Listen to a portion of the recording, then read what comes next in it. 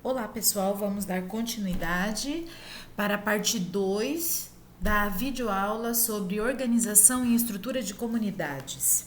Na primeira parte, nós falamos um pouquinho sobre riqueza, diversidade e ecótonos. Agora, nós vamos dar continuidade sobre a estruturação das comunidades. Então, quais são os fatores que definem, essa estrutura de comunidade? A estruturação de uma comunidade, ela é resultado da interação de muitos fatores, tanto abióticos quanto bióticos. Aqui eu vou apresentar para vocês alguns fatores importantes que influenciam na estruturação de comunidades, tá? Os padrões climáticos locais, eles são sim um fator que influenciam. Os globais, que é a variação na temperatura, radiação solar, em razão da distância do Equador, a latitude, podem afetar a estrutura da comunidade. E o mesmo ocorre com os padrões climáticos locais, tais como impactos criados por cadeias de montanha, corpos d'água, riachos, vales e as ações antrópicas.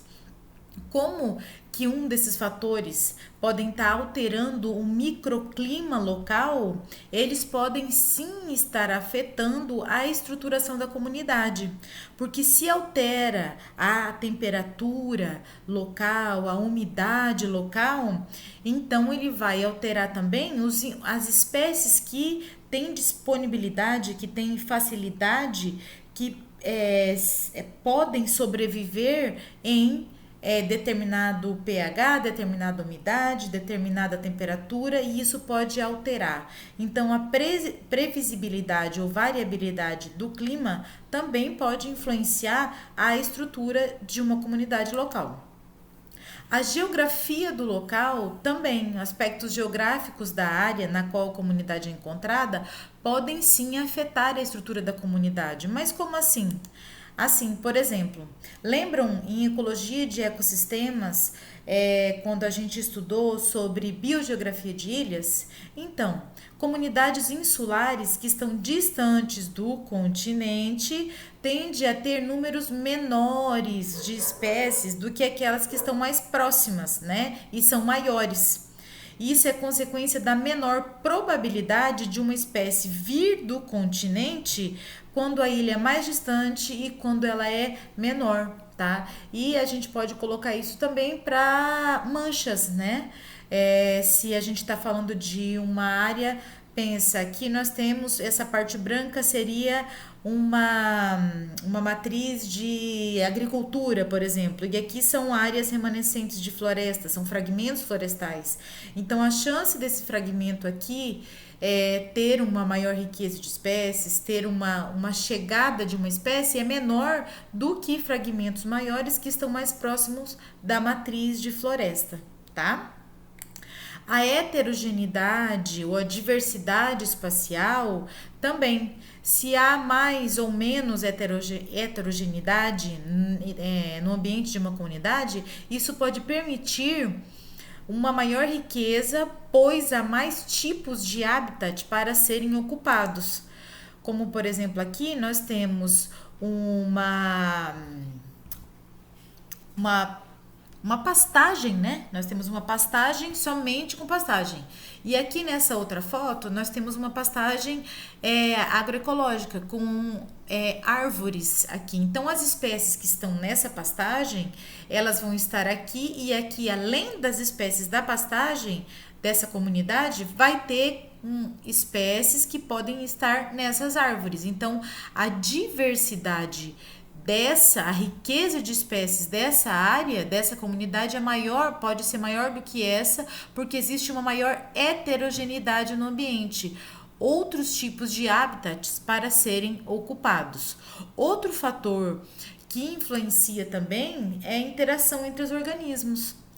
Todas as interações interespecíficas, ou seja, entre espécies diferentes, podem ocorrer entre os organismos, como competição, predação e formas de simbiose, possuem um potencial para moldar a comunidade. Por exemplo, duas espécies que competem intensamente uma com a outra podem ser incapazes de coexistirem na mesma comunidade, ou uma espécie de presa pode ser incapaz de persistir se ali tiver um predador altamente eficaz e excluir ela daquela área. Tá? São as interações que também podem estar moldando a organização e a estrutura de uma comunidade. Outro fator são os distúrbios ou perturbações. A frequência desses eventos, incluindo tempestades, incêndios naturais e deslizamentos de terra, podem influenciar a estrutura de uma comunidade. E existe também a hipótese da perturbação intermediária, que comunidades que estão em zonas de perturbações intermediárias, elas acabam tendo uma maior riqueza de espécies quando comparada com comunidades que têm pouca perturbação ou muita perturbação. Essa perturbação intermediária ou média, ela acaba promovendo uma maior riqueza de espécies, tá? A gente já vai falar um pouquinho mais sobre isso. E quais são os tipos de distúrbios ou perturbações? São as fisiográficas, que, por exemplo, erosão por água, meandro de rios, assoreamento de lagos, climática, seca, incêndio, temperaturas excessivas, e bióticas, efeitos das interações, os efeitos de competição, herbivoria ou epidemia de doenças, tá? Então, esses distúrbios ou perturbações, eles acabam promovendo uma sucessão de indivíduos daquela comunidade. E sucessão é um mecanismo no qual a mudança na comunidade em que necessariamente implica em clímax. Então, perturbações acabam ocorrendo ou implicando em ocorrência de sucessão. Como assim? A gente traz aqui um exemplo de uma sucessão ecológica secundária. Após o incêndio, as espécies pioneiras chegam, depois as espécies intermediárias e o suposto clímax de uma comunidade. Tá? Depois, e nas próximas aulas, a gente vai falar um pouco também, mais aprofundadamente, sobre sucessão ecológica, a gente vai falar sobre clímax e outros estágios de sucessão ecológica primária e secundária, tá? Então, aqui é só importante que vocês entendam como que, de repente, uma perturbação, ela pode sim estar promovendo uma maior diversidade de espécies, tá? As comunidades respondem às perturbações com resistência, resiliência ou então revezando entre estados estáveis alternativos, tá? Então, estabilidade é a capacidade, tá, de uma comunidade em manter uma estrutura específica. Tá? A gente chama isso de estabilidade da comunidade. Uma estrutura, lembram que é o número de espécies, tá? É a riqueza, é a diversidade, tá? Então, a estabilidade é a capacidade que ela tem dessa comunidade de se manter, tá? Perante a perturbações. Então, resistência da comunidade é a medida de como uma comunidade muda quando ela é afetada por alguma perturbação, como a adição ou a remoção de uma espécie. Por exemplo, poderíamos medir a resistência da comunidade após um predador ser removido, procurando assim o quanto a abundância dos herbívoros aumentou após a remoção desse predador. Quanto menor for a mudança, maior a resistência da comunidade àquela perturbação. A resiliência da comunidade é o tempo que ela leva após uma determinada perturbação para retornar ao seu estado original, tá? Aqui nós temos uma gravura que apresenta isso que eu acabei de falar dessa teoria, né? Aqui seria a amplitude normal de operação dessa comunidade, pequenas variações, ela não fica estática sempre, né? Sempre existe uma pequena variação no número de espécies ou abundância de espécies. Essa aqui seria a amplitude normal de operação dessa comunidade. E após uma perturbação, pode dizer de repente um incêndio ou então um alagamento, tá? Existe uma queda muito grande, de repente, do número de espécies, né? E isso daqui é a medida da resistência. E aqui a medida da resiliência, o tempo que essa comunidade demora para voltar na sua amplitude normal de operação, tá? Então, durante os estados de estabilidade, ocorre um aumento na organização e na interação entre os elementos bióticos, entre as espécies que estão nessa comunidade. Quando ocorre um distúrbio, o estado de estabilidade ele é substituído pelo estado de resiliência. Nesse estado, o ecossistema passa por uma fase de reorganização dos elementos bióticos, gerando o estabelecimento de novas e diferentes interações entre eles. Caso o ecossistema não possua resiliência suficiente para se adaptar e persistir ao distúrbio que ocorreu, ele pode atingir um novo domínio de estabilidade, menos rico em biodiversidade, tá? E existem também os estados estáveis alternativos. Às vezes, quando uma comunidade é perturbada, ela não retorna mais ao seu estado original, tamanha foi essa perturbação. Tamanho foi o impacto que ele provocou nessa comunidade ecológica. Em vez disso, ela se configura em um estado estável alternativo, o qual ocorre quando uma comunidade é perturbada a tal ponto que a composição de espécies e a abundância relativa das populações muda, tá? E a nova estrutura da comunidade é resistente a uma mudança adicional. Para uma comunidade mover-se de um estado estável para um estado estável alternativo, isso geralmente requer uma grande perturbação, como por exemplo a remoção de uma espécie-chave, que nós vamos falar daqui a pouquinho o que é uma espécie-chave, ou uma mudança dramática ambiental, né, naquela região. Tá? Então, mover-se entre estados estáveis alternativos é uma coisa que acontece comumente em locais de transição aqui no Brasil, aqui ó, nessa faixa azul aqui, ó, entre o Cerrado e a Amazônia, tá? Por exemplo, durante os anos de chuva abundante, o fogo é eliminado.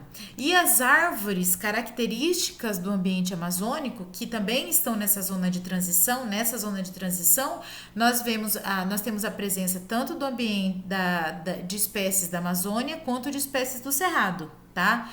Então, quando tem muita chuva, o fogo é eliminado e as árvores avançam para dentro do cerrado, dessa área de transição, né? Uma vez que as árvores se estabeleceram, elas sombreiam muito esses locais e as espécies do cerrado, gramíneas e arbustos que têm pouca chance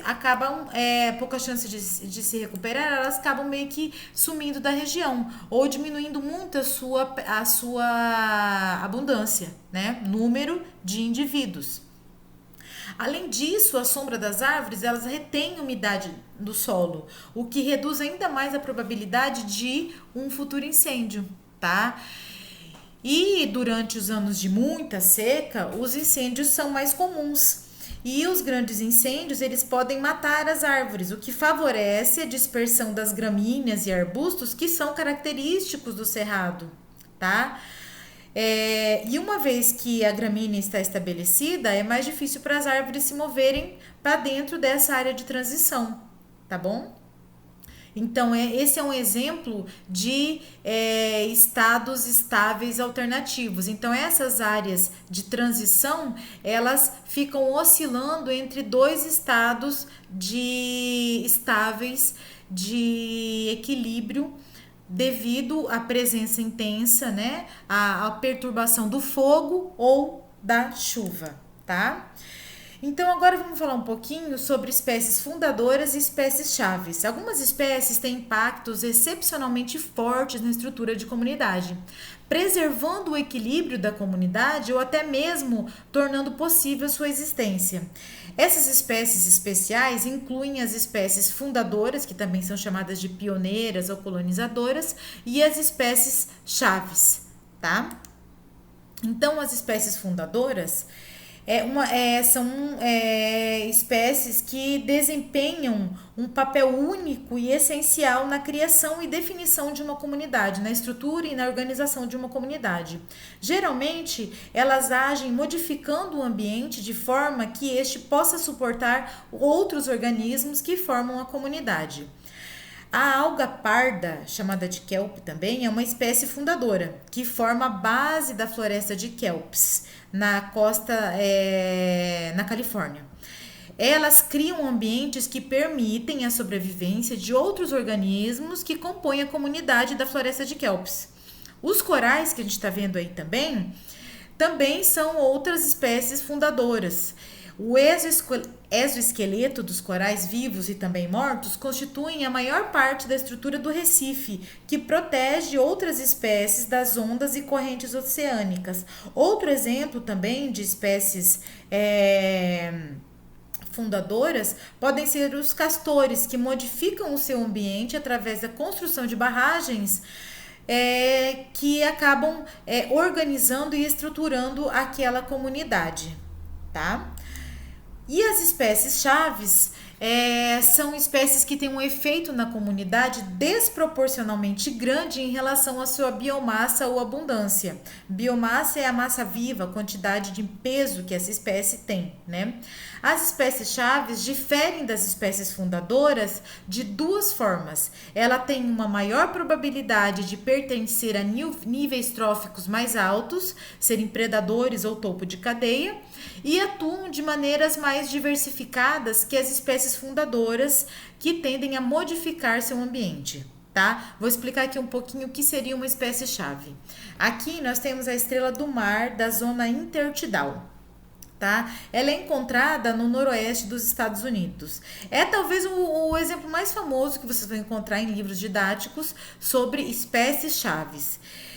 Foi feito um experimento clássico, tá, de ecologia de comunidades com ela, onde elas foram removidas totalmente da zona intertidal onde elas viviam, tá? E como resultado, as populações de suas presas, que são esses mexilhões que vocês estão vendo aqui, eles aumentaram drasticamente, alterando a composição de espécies dessa comunidade e reduziram a diversidade local. Como assim?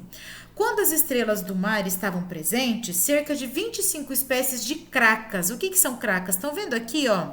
Esses pontinhos aqui, ó? Isso daqui são cracas, tá? Cerca de 25 espécies de cracas e algas, ó, essas pontinhas verdes que estão aqui, eram encontradas nessa parte inferior da zona intertidal. Mas quando essas estrelas foram removidas, elas estavam ausentes, essas populações de mexilhões se expandiram de tal forma nessa direção que elas quase que substituíram completamente as outras espécies de cracas e algas, tá?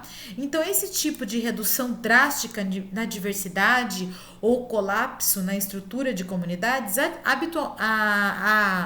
ocorre habitualmente quando uma espécie-chave é removida. Então, essa espécie-chave, ela consumia ou então ela controlava essa espécie de mexilhão, mantendo então a diversidade dessa espécie.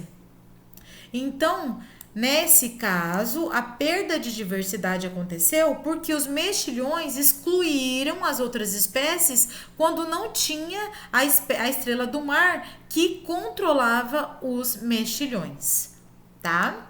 Por hoje é só. Daqui a pouco eu vou passar mais um vídeo para vocês. E não esqueçam de dar uma olhadinha também nas listas do Quizlet para vocês memorizarem os termos que nós estamos aprendendo nessas videoaulas. Até já, pessoal. Tchau, tchau.